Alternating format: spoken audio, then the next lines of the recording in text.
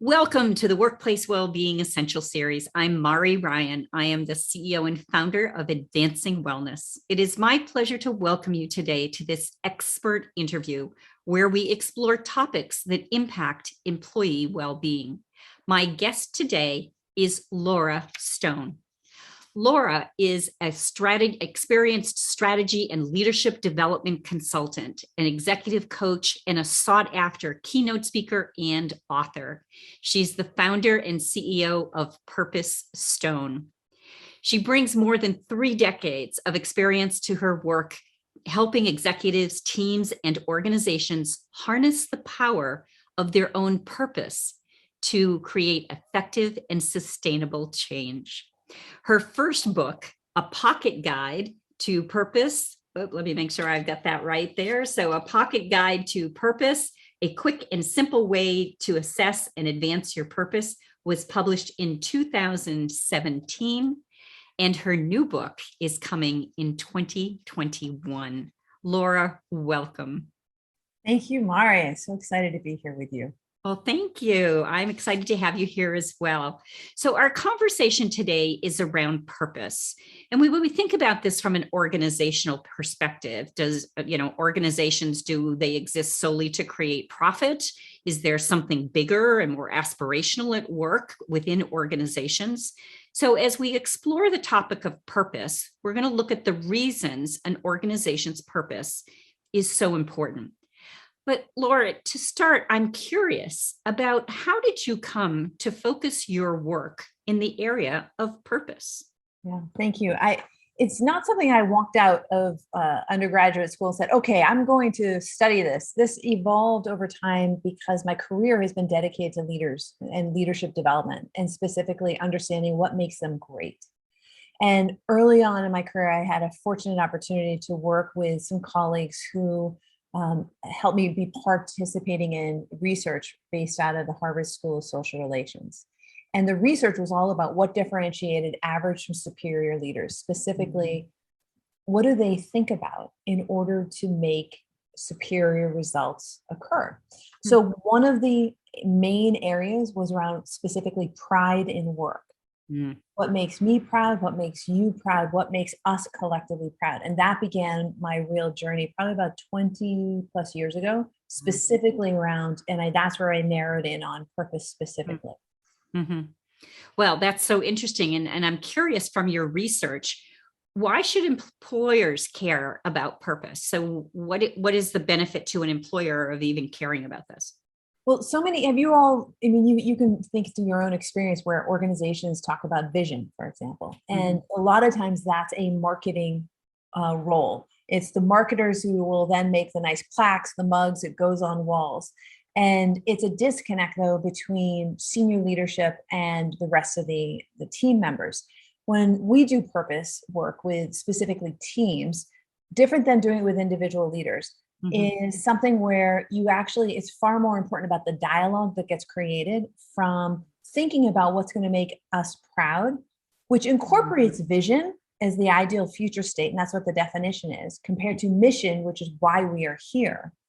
Purpose, and specifically purpose statements, the way we do them is wrapped all around how we imbibe meaning and intention and impact to the world we want to be impacting overall.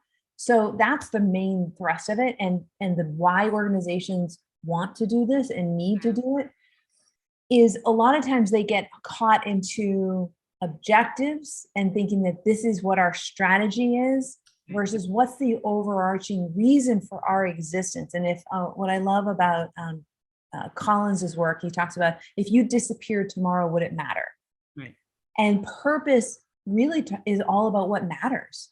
Why are we really here? What's the difference we want to make? What's the legacy we want to leave? And when employees are proud of their work, they work harder, they're more connected, they're more willing to bring their friends to interview at the company. They stay longer, they're healthier, they're happier, they're more focused. So those are just a few.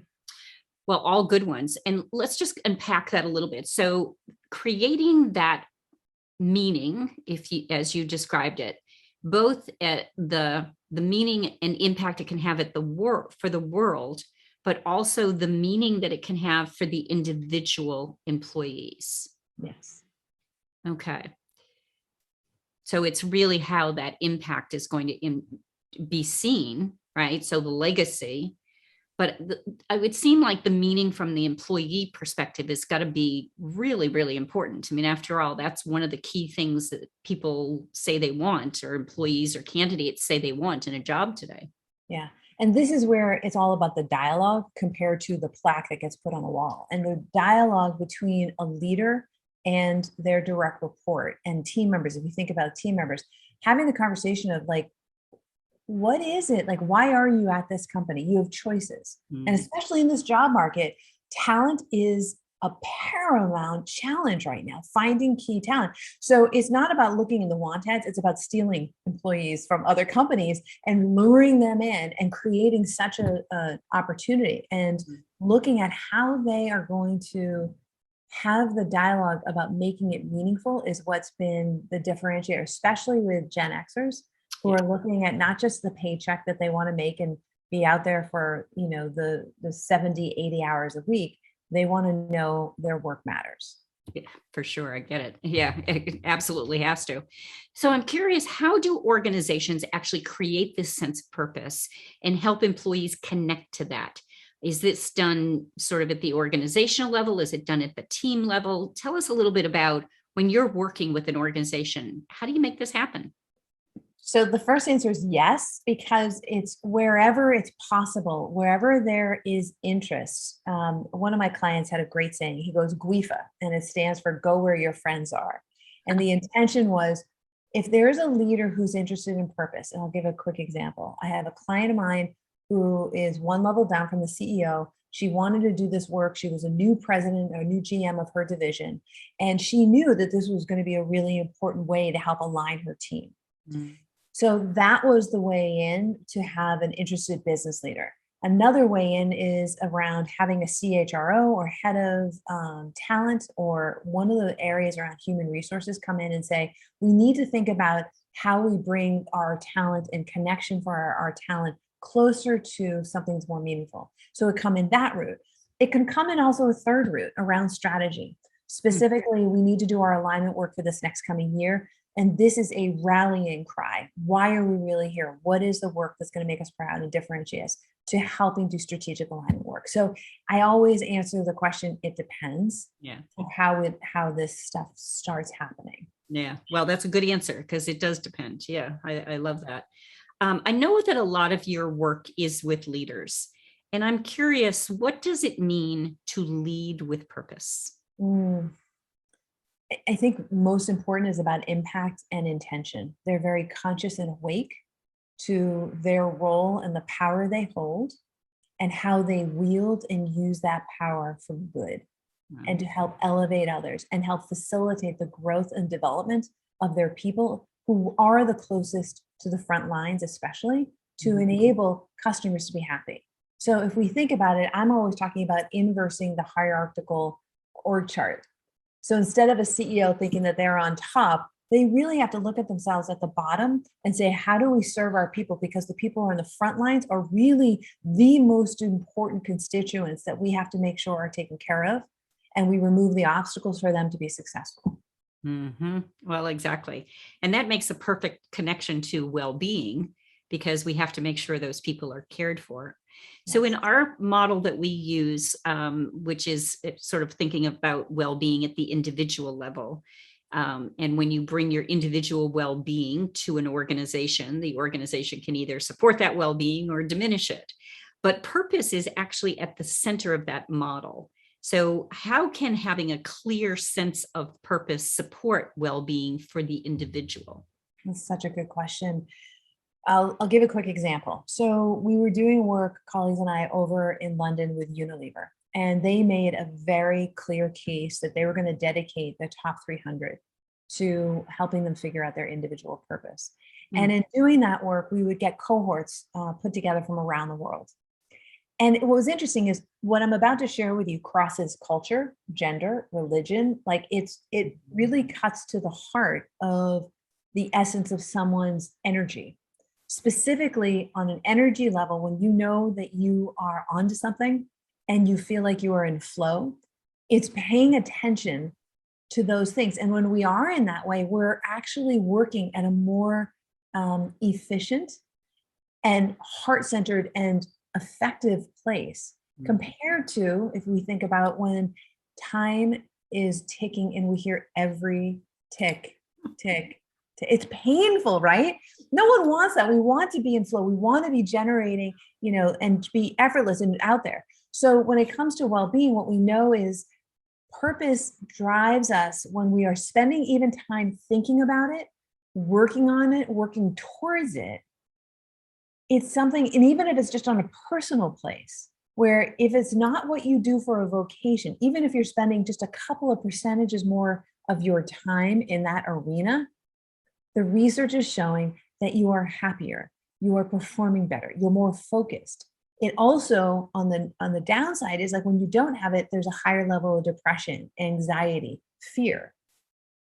Purpose also gives you clarity around direction. And what I also know with all my clients is when you have fear stems from an indecision. When you start taking action, you feel better. And purpose helps give you the clarity of where you are going with those decisions and aligning them accordingly. Wow, that is really rich. Thank you for sharing that. And it just makes me think, like, why wouldn't everybody want to be focused on purpose? It's not just us thinking this. Everybody should be focused on purpose. Right. I happen to agree. And that's why when I started writing this book, I wrote the first book, and it was actually for a taxi driver. I had just literally been at an executive leadership conference where I was leading actually the alumni through all this purpose work, 3 days. And I get into the cab, and it was right around election time, our last round of election.